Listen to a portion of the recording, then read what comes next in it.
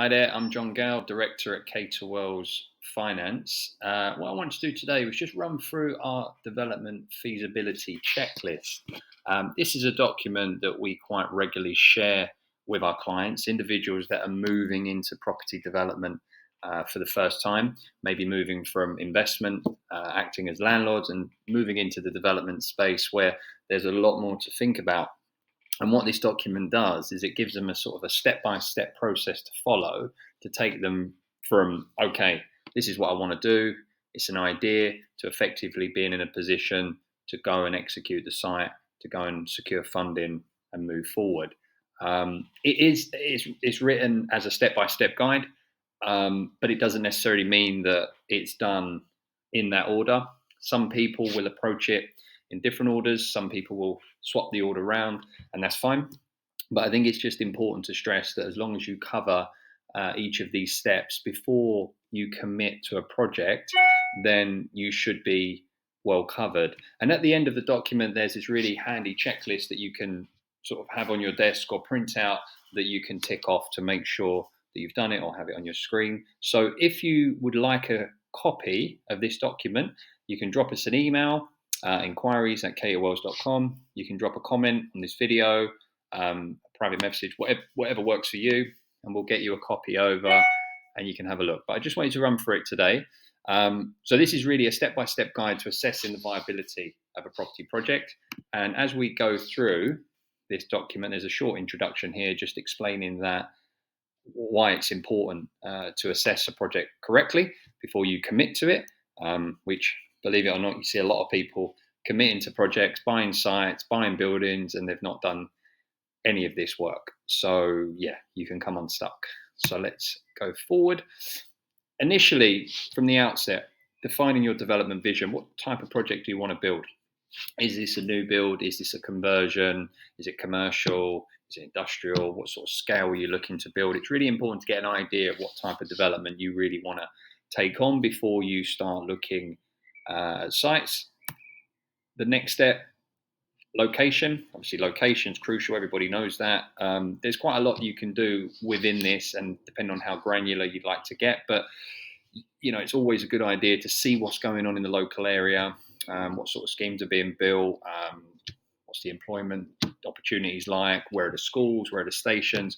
Just define the location and get yourself an area that you want to focus on, because that is, again, a lot more effective than just, say, using the whole of the UK and just scattergun approach, kind of inquiring all over the shop. Much better to define your location, and then within that kind of area, define spots which actually demonstrate a reasonable demand that you can go and satisfy. Market research, understanding the landscape of the market is key.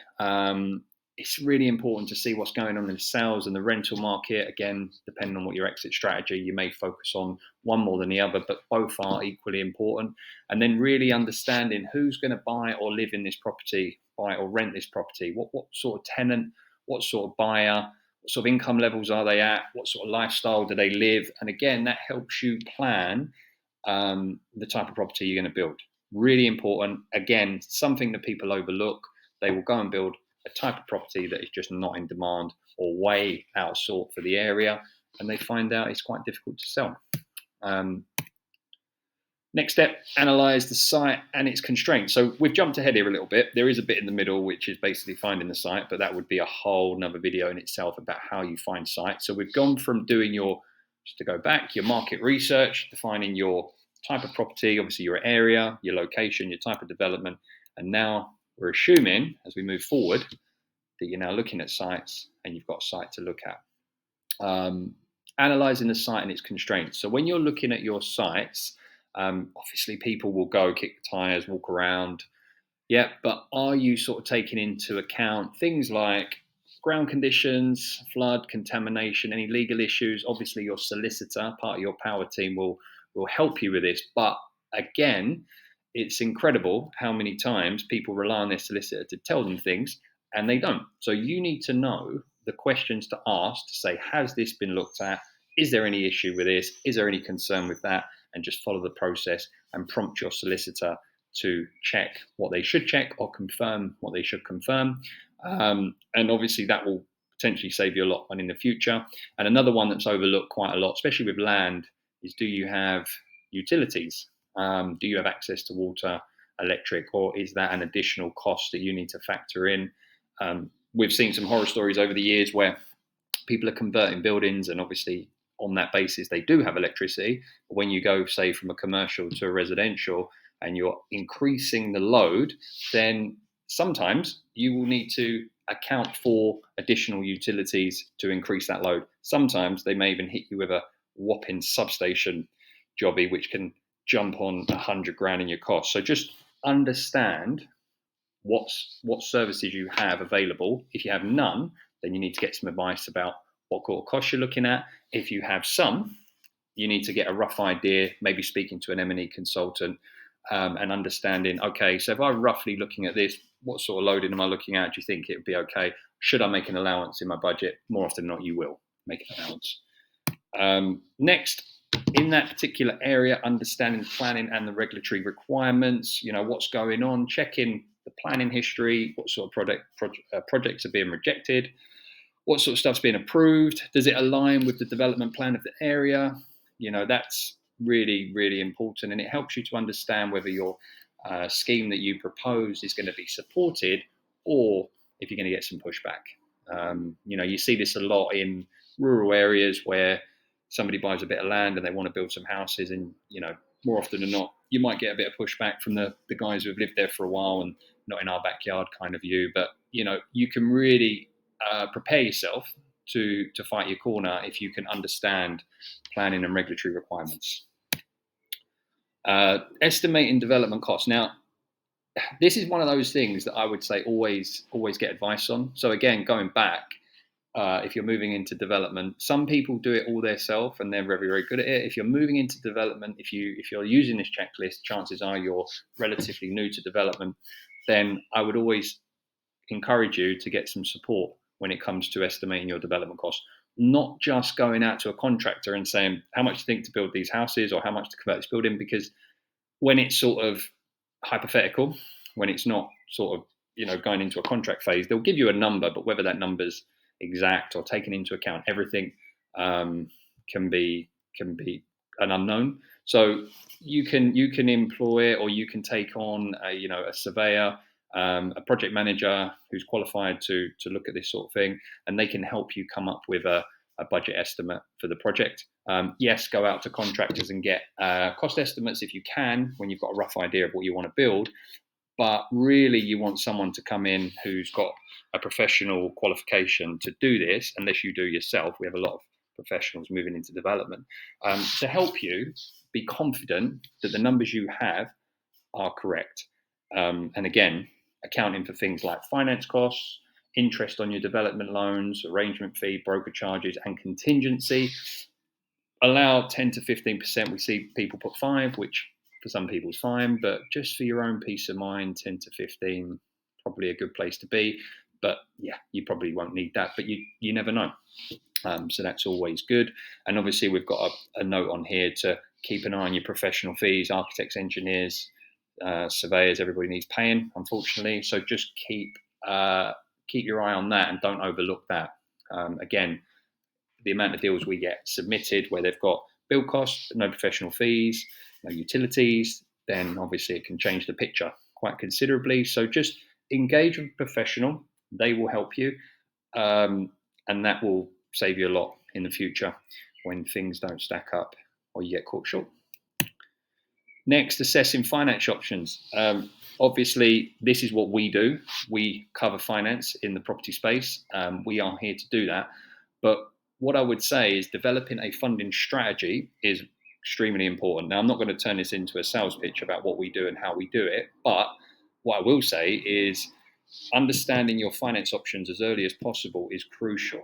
Understanding how you can structure the finance for a development, what is possible, what's not, how you can approach it, what it's going to require from you, and what you can get funded. It's just so crucial. So make sure you engage with someone early. We encourage all our clients to contact us when they're looking at sites, when they're thinking about sites, when they've had an idea, and in the morning they give us a call and say, do you think this would work?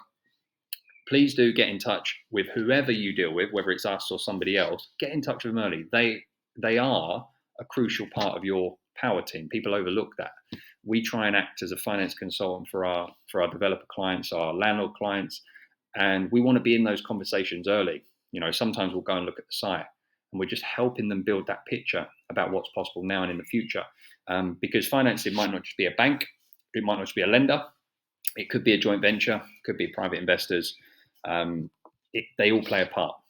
So depending on your experience, depending on where you're at, there's different metrics that we can use. There's different options available to us, but assessing your finance options early is super, super important. Now, this is step 8. Some people might do this on step 1. The day they find a site, they may calculate the GDV. No issues with that. But of course, just to point out how important the GDV calculation is, and avoid any kind of hope value. Some people find it so tempting to look on Rightmove and go for the higher priced property and think, well, mine's going to be lovely, mine will sell for that. You've got to be realistic. You've got to go for stuff that's in the middle of the market, genuinely priced for what you're about to build. Yeah. So again, getting some outside input on that is quite important. You can speak to professionals, you can speak to agents, you can see what's selling, you can look at past sale data. There are some resources online as well. Personally, when I've done developments, I've used a source called Property Data. No plug, we don't get any commission on that, but there's plenty of tools out there you can use which can show you past sale data and information that will help you be confident on your GDVs. Your GDVs are super, super important. And again, it just shows anybody looking at your project that you've done your homework correctly.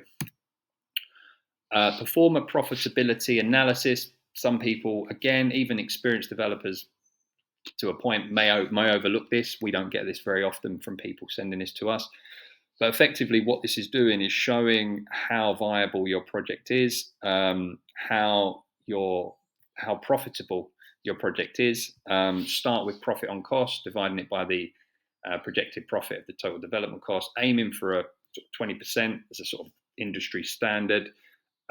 Look at what you're going to get as a return on the equity that's going into the deal, the money you're putting in the deal, how much you're going to make on that, and then ultimately carrying out what's known as a sensitivity analysis to understand if build costs change, GDVs change, property prices go up or down, interest rates change, how does your profitability, how is your profitability affected? And that kind of comes out as this grid, this graph where you have fluctuations in build costs, you have fluctuations in rates, and it just shows how your profit can change and ultimately survive in that instance. So again, you're hoping these things won't happen. But over the last few years, we've seen build costs change quite considerably. Maybe they're leveling out now. We've seen interest rates shoot up, but they've come down a bit now. So there could be a world where it actually works in your favor, where interest rates come down and prices go up from the day you start to the day you finish, and actually your GDV improves. Happy days.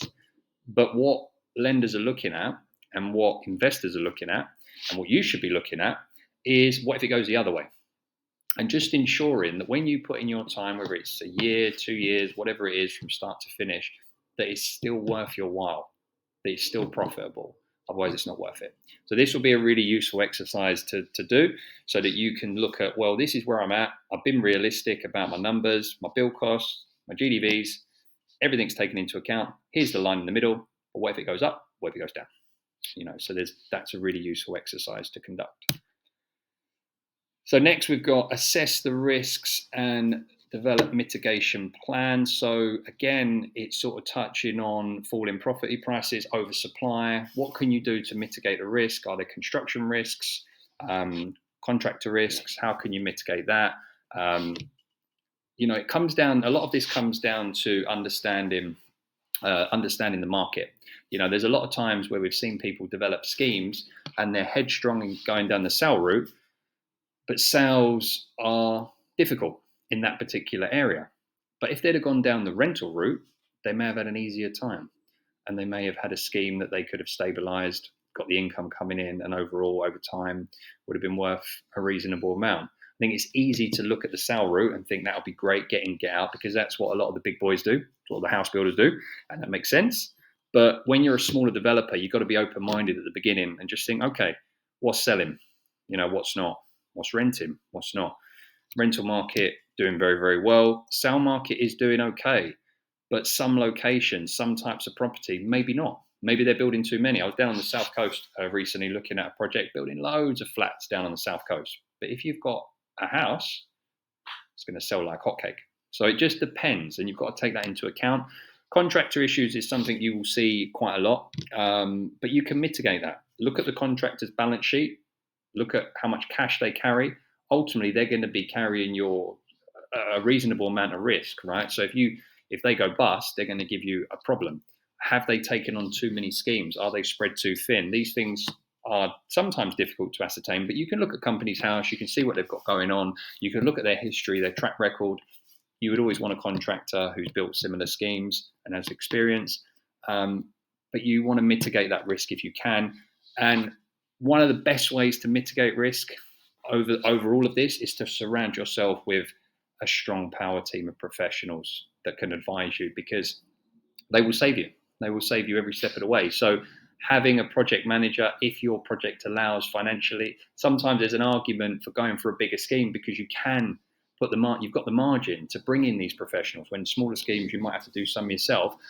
But if you can get professionals around you in one way or another, it will help. So engaging with these professionals, utilizing their experience, drawing on all that knowledge, that will help you, avoid a lot of these pitfalls. And ultimately, when you're looking for professionals and you're looking for contractors, speaking to good people and asking who they would deal with. Yeah, so getting contacts. Who do you deal with for this? Who do you deal with for that? That will help. Right. Develop a realistic timeline. Quite funny. Most of the time we get deals and it's kind of 12 months. It's like, okay, let's break this down. And then the surveyor will go out and they'll say, well, 12 months, but then you need 6 months to sell. And then actually the market's not so good. So we're going to put that to 9 months. So developing a realistic timeline is tricky. It is a challenge because you can't factor in everything at the start, but really being quite honest with yourself and seeing how long is it going to take to buy, how long does it take to go through planning, to build, how long is it going to take to market, to exit effectively. So these are things that, again, you can draw on your professionals around you, doing your industry research and seeing what's going on. But ultimately, having a timeline that is drawn out from the start, so you can check the progress on a regular basis, and you can ensure things are on track. If you're not measuring the progress and if you're not checking it against the timeline that you've created, then how are you going to know if you're off track? This has happened to me personally when I did a development quite early. We got way off track with services and I didn't notice because I was lacking the experience and it caused a delay. So it can happen, right? So you should have a timeline when things need to be done. And in that case, when do the services need to be in to not delay the project is quite crucial. So again, developing this timeline with your professionals and obviously even running it by people that have experience is quite important, and that will help you. Planning for your exit strategies. Establishing your exit strategy is always going to be crucial because ultimately you put your money in, you want your money out, that's where your profit is. I think that you've really got to determine what you're looking to do with it, and you'll speak to the professionals in the market to understand what's the most realistic time frame, but also being ready to be flexible. If you decide to go down a sale route of the properties, let's say several properties, and you get to the end and 2 are not selling, are you able to be flexible? Can you rent those, retain them for a couple of years, and then look to sell them in market conditions that might be a little bit more favorable? So I'd urge you to think about that. Think about a process that you want to follow, and also think about, well, what would you do if we hit this point and we haven't achieved our target? Can we use a secondary option? And then once you've done all of that, you compile what's known as a final feasibility report, where you bring everything together into a nice shiny report, which is, again, really, really useful and looks super, super professional, especially if you're a new developer looking to secure finance. If you produce this, taking into account everything we spoke about, into a nice report that's easy to read, easy to understand, that will put you in really good stead and you'll get a lot of credibility for that. And that's just an executive summary introducing the project, all your market research, all the demand, all the analysis that you've done into a nice, a nice report. Again, we can help our clients with that, but I think it's a really useful exercise for people to do themselves, because it actually makes you go through the process to ensure that you've actually done everything you should do. We've got this checklist as part of this document. So if you would like a copy, drop me an email or drop us a message, or however you want to make contact, and we'll send you a copy, and you can have this printed out on your desk, and you can literally go through. I'm a bit old school. I like to, hold something in my hand, tick it off, look at it, read it, carry it around with me. So this is good. You can literally tick off and make sure that you've covered every aspect. And if you haven't, then obviously you know where the gaps are, and you can go and do that. Now, I have touched on this, how we can help. Obviously, we are a finance company. We're here to provide finance options for developers and landlords.